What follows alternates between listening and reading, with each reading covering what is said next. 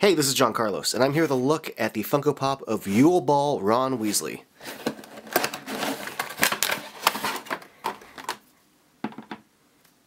I'm glad Funko has made this second version of Ron. There are so many different variants of Harry. If you look at the movies, he's got like 3 different Triwizard outfits and like a Quidditch outfit. Like, there's so many things you can do with Harry. Not as much you can do with Ron. Granted, he does play Quidditch later in the series, but I'm glad we got this little, variant to check out. And I think, man, the way they handled his Yule Ball robes here, really good as far as the texture goes. The texturing, this little tiny sculpting of this, almost, rotted doily kind of surface looks really great.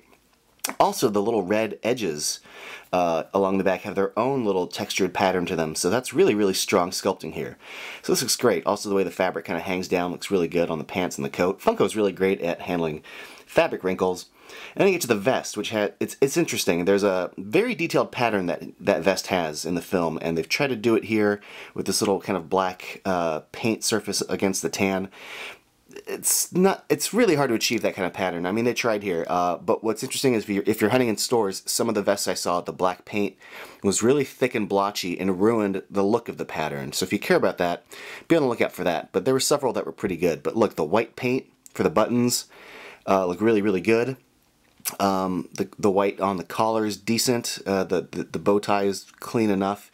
Little things hanging down the middle look good though.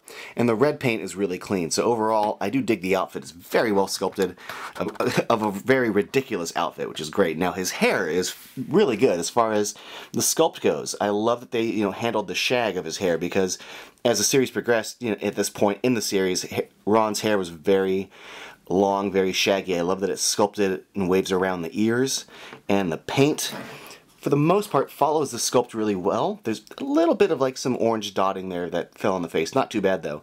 But yeah, that paint follows the sculpt really well. So good job to Funko for that, especially for the shaggy sculpt. I really appreciate that. One thing of note is the eyeball here. They're all painted with this kind of diagonal line because the eyeball meets the hair.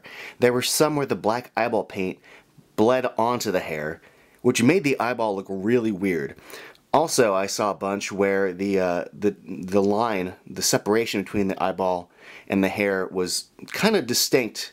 There was like, 1/8 of an inch there, which made his eyeball look kind of like disformed and angular. It made him look like Sloth and Goonies. So if you're a nitpick for paint like I am, be on the lookout for this, because there are a lot of wonky eyeball paints. Also, you can kind of see it here. There's this weird like coating, this like clear like sheen that's been coated over the eyeballs that I saw not only on this pop, but some of the other pops in the series.